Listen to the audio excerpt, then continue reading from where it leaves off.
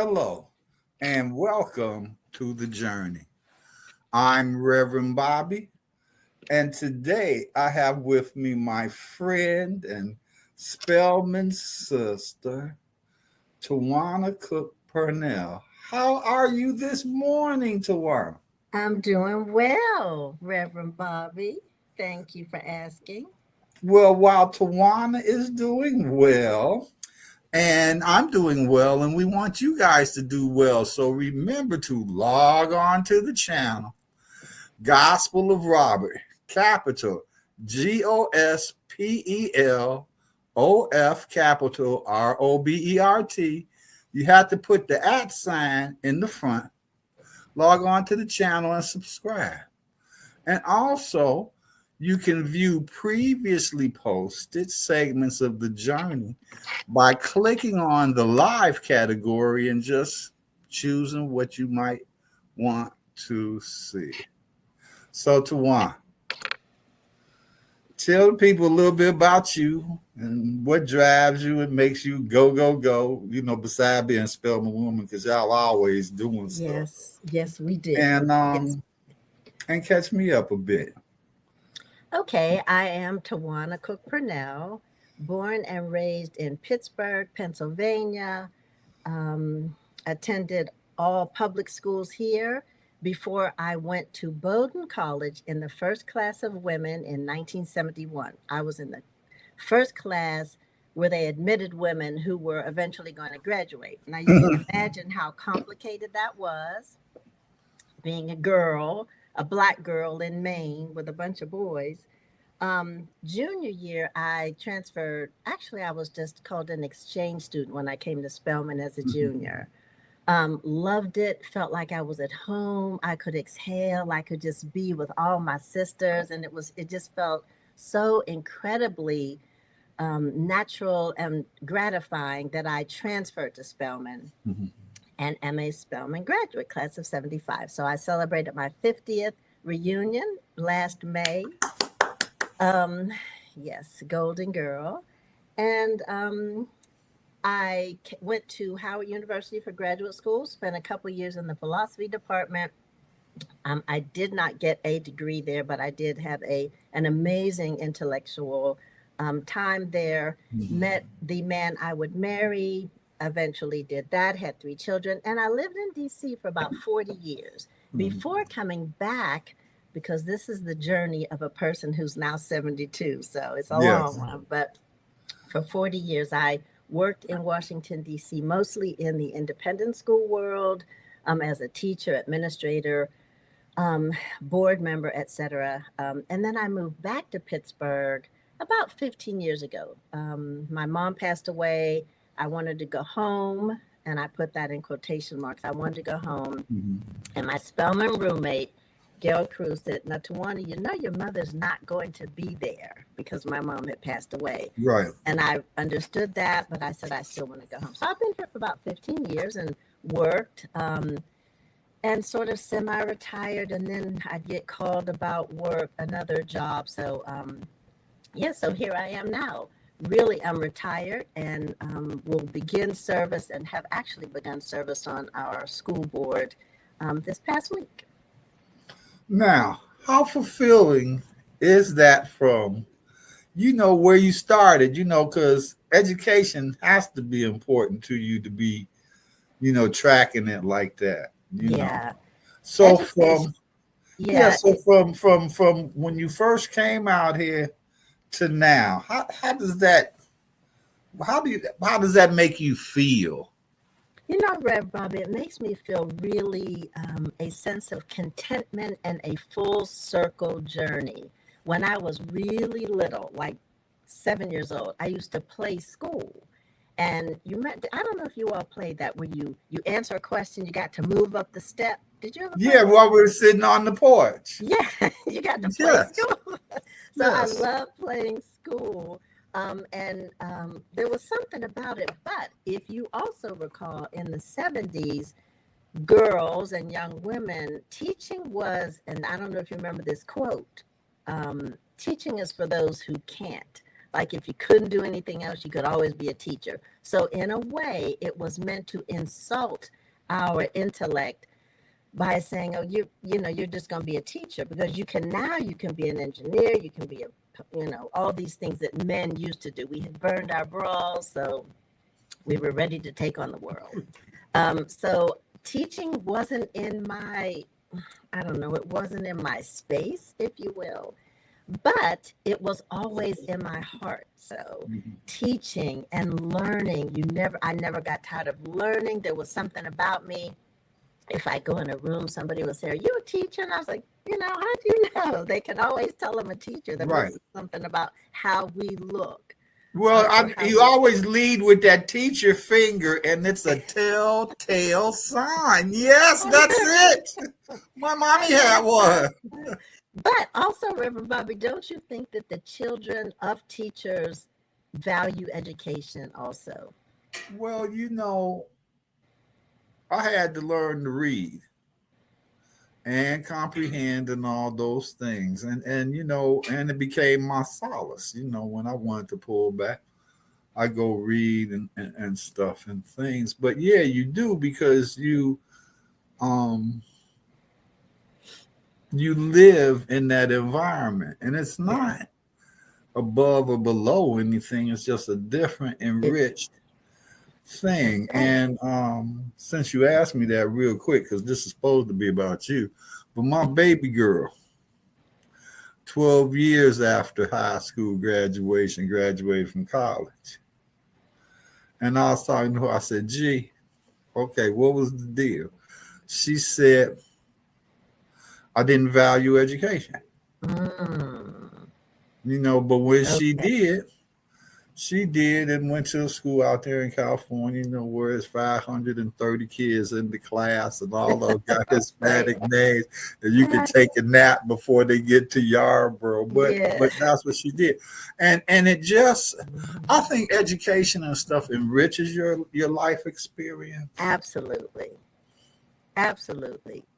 And I have said that the purpose of education, or the real value in it, and your daughter can attest to it, and so can we actually, is that you appreciate life, whatever you do, when you know a little bit more about the thing, the place, the time, the person.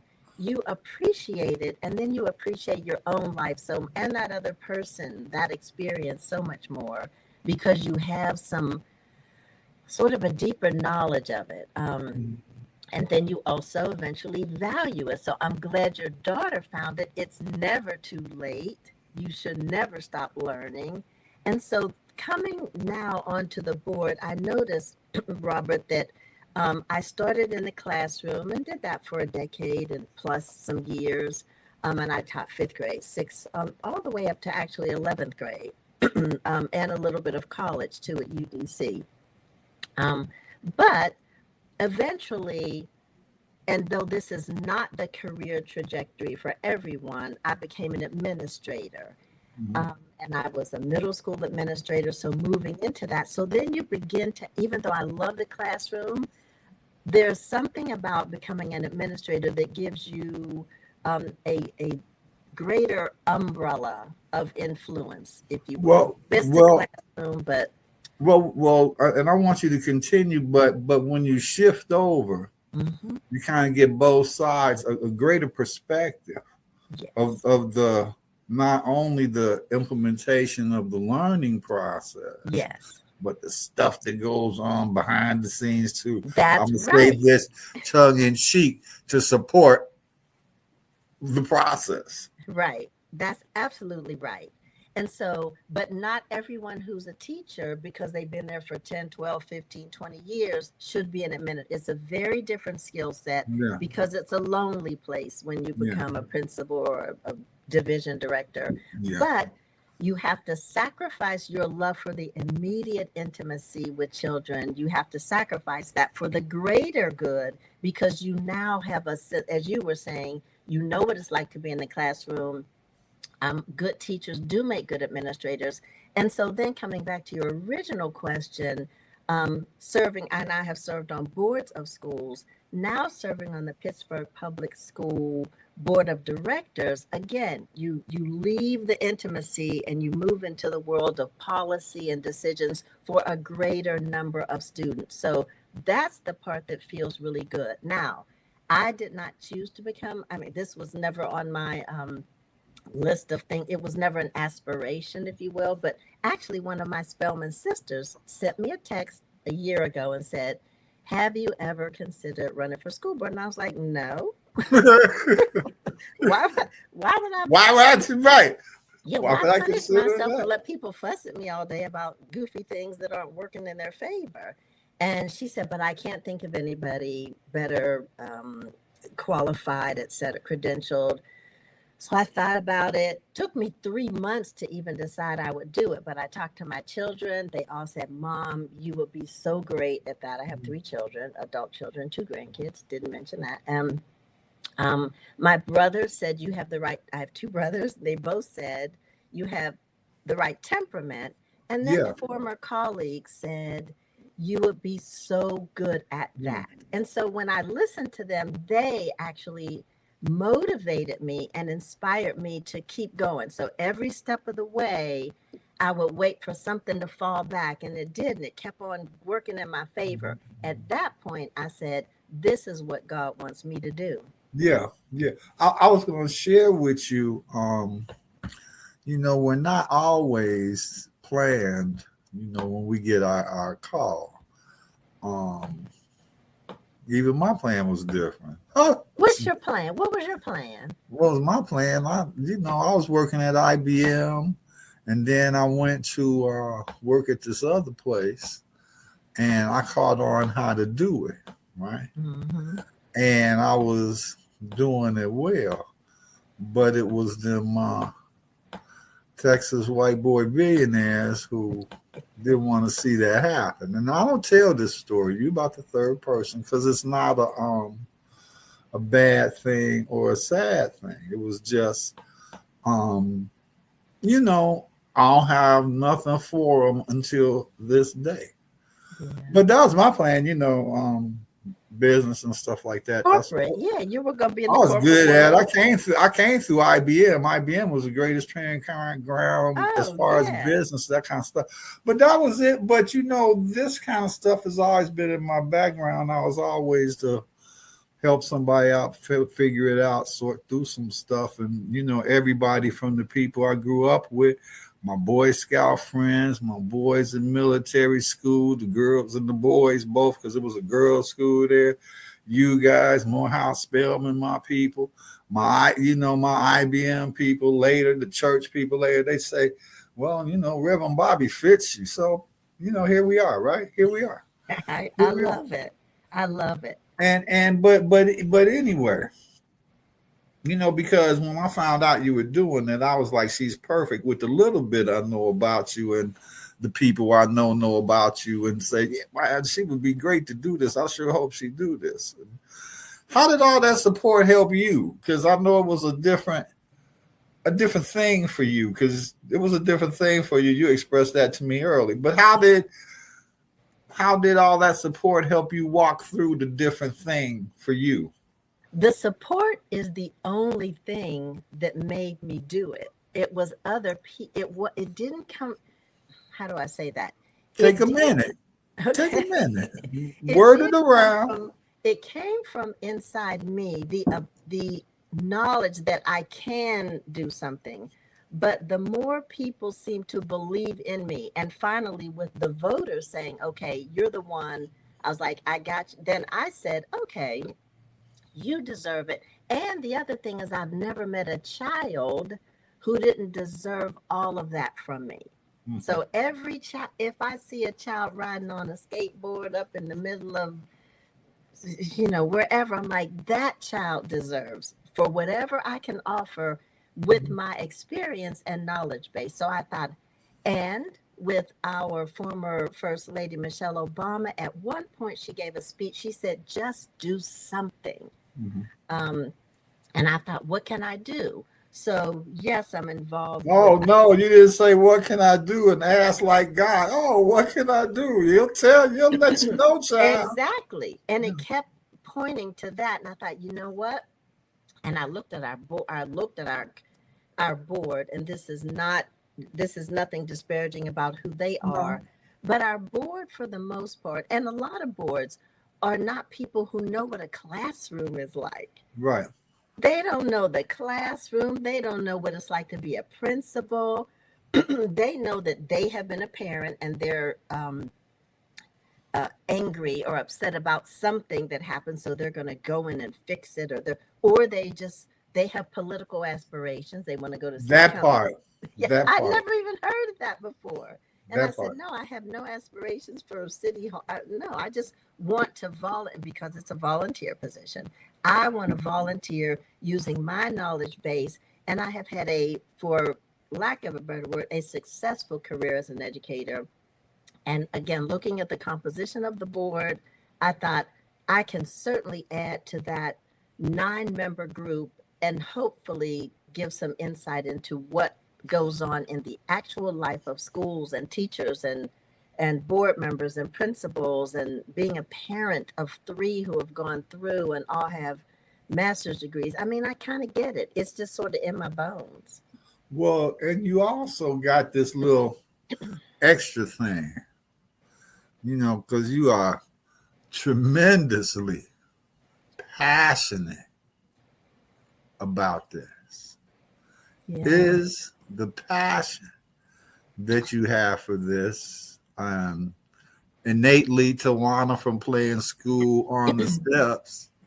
You better be right. You got wrong. You got to sit down one step, or see, we all played that game. Yeah, man. Or is it from something that was developed along the way? Because I know with all the experience, the things you've seen had to affect you in another way, in some kind of way. Or was it just a mixture of both? And I'm Tawana and I'm gonna do this and get it done. No, it was passion. And I remember when I was very small, again, my father said, and I saw my father all of 5 times in my life. So, but during a phone call, he said, "So what do you want to do?" I said, "I want to teach special education. I want to Mhm. teach children who need to be cared for in a special way." He said, "Oh no, baby, you can't do that. You would you're too sensitive for that. That would be hard for you." And I didn't even know what he meant.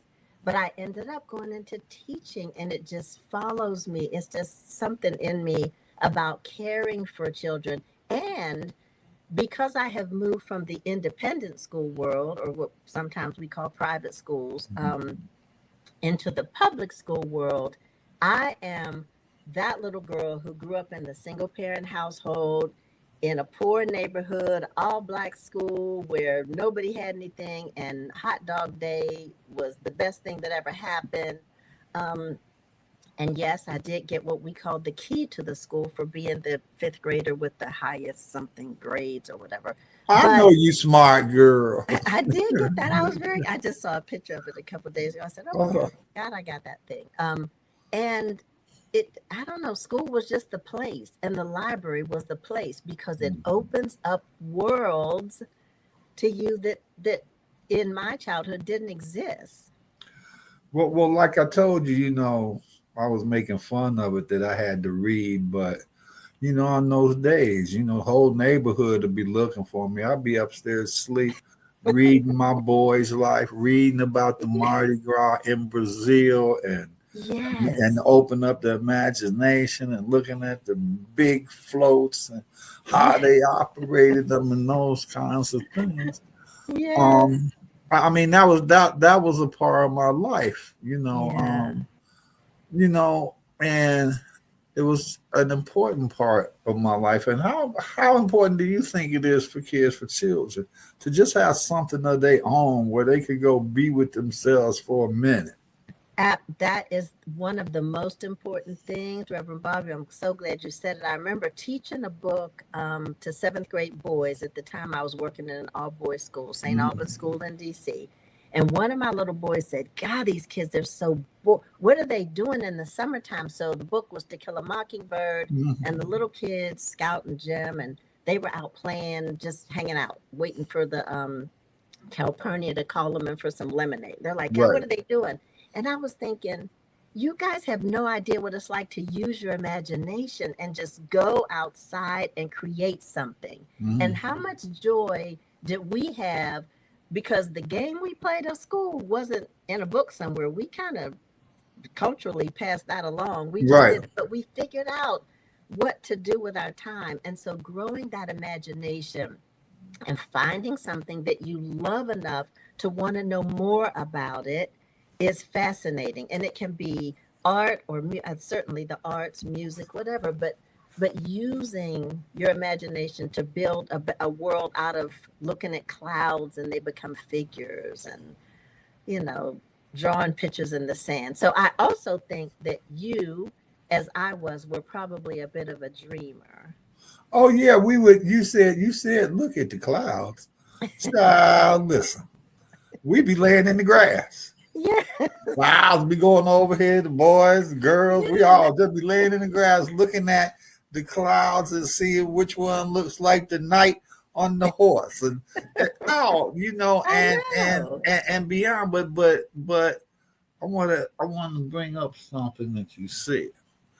You said we were always able to figure it out, something to do, something to be, because our minds were, oh, now, how do you feel about the critical thinking aspect of things in curriculum? Because, in my eyesight, this is just so stodgy, Reverend Bobby, some of those subjects and the way they were taught to help teach critical thinking have been kind of removed from the curriculum, from the way that Yeah. they teach. How did that happen, and what do you think about that? I think when you start teaching to a test, and at some point, and I guess it was the nine, I'm not sure when it was. Don't let me get started on dates because I That's don't. okay. That's But okay. at It's some around there point, somewhere. but at some point, they began to teach to the test. So you got to get the answer right. The principal doesn't get rehired if they don't get the answer right. You can't teach to the test. You need time. You need depth. You don't need the breadth of curriculum. You need to go deeper and allow the child or anybody the time to go deeper and ask why and how instead of just what, when. Okay. And I don't know that those tests were created to look at critical thinking or synthesis or analysis. It was just like, give it to me, give it back. I need the answer. I need it right. So I don't know the test that does critical thinking because there probably isn't one. There are all kinds of minds, as Howard Gardner would say. There are too many different ways of learning and being smart. So that's what I think. And we have to give time to breathe, to allow the brain, the mind Yeah, to yeah, yeah. breathe, expand. Because it is difficult. With When I was in school, we had like 33 kids in there. That's a long time ago. Most public schools in the 60s. So teaching to each one's learning, It's hard. I don't know the word where it says ding ding ding and you get it. Yeah. That's difficult, but teachers try so hard to do it, Yes, and they do. then they go crazy. But They do.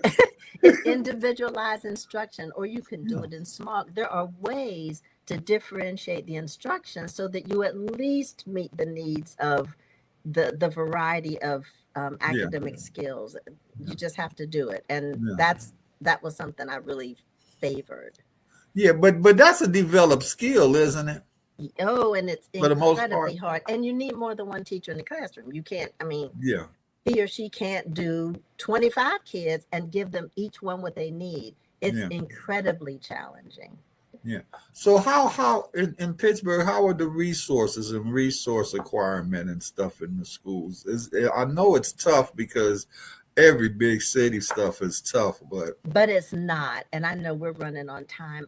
It is not that challenging. And I'll tell you this too, Reverend Bobby. The reason I actually am excited about serving is because now it's the question for me is what is the problem? We have so much money, and I'm not kidding. Our teachers are actually very well paid.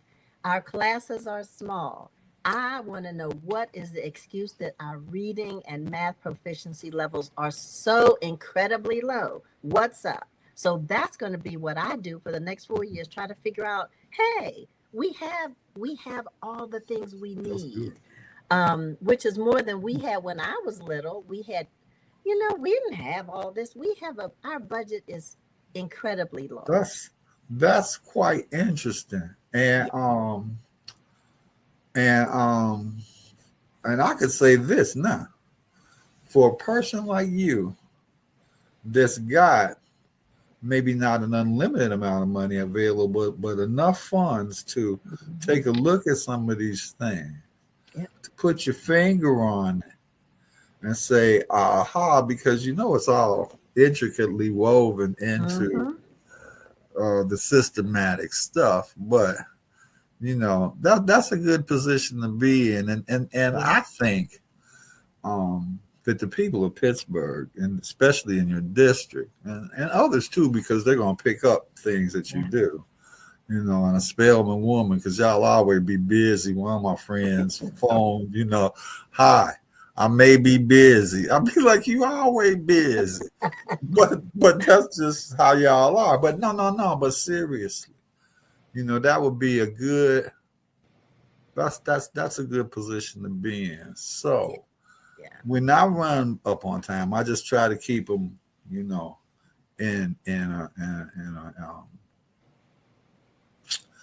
I found 30 minutes is about good for people. But Yeah.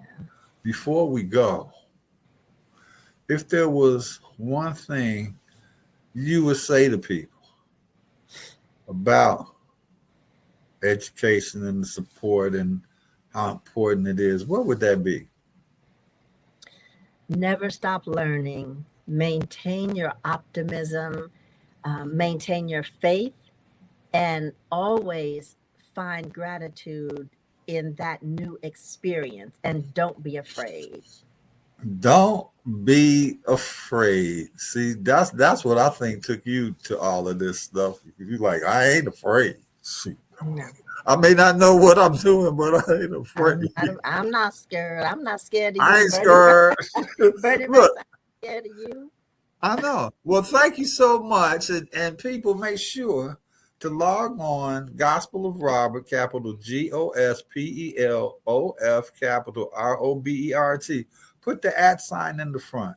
Okay. Subscribe so you get a notification when we do wonderful things like that. And from Tawanna and myself, we desire, we place a demand on the universe, in fact, that you journey well from here.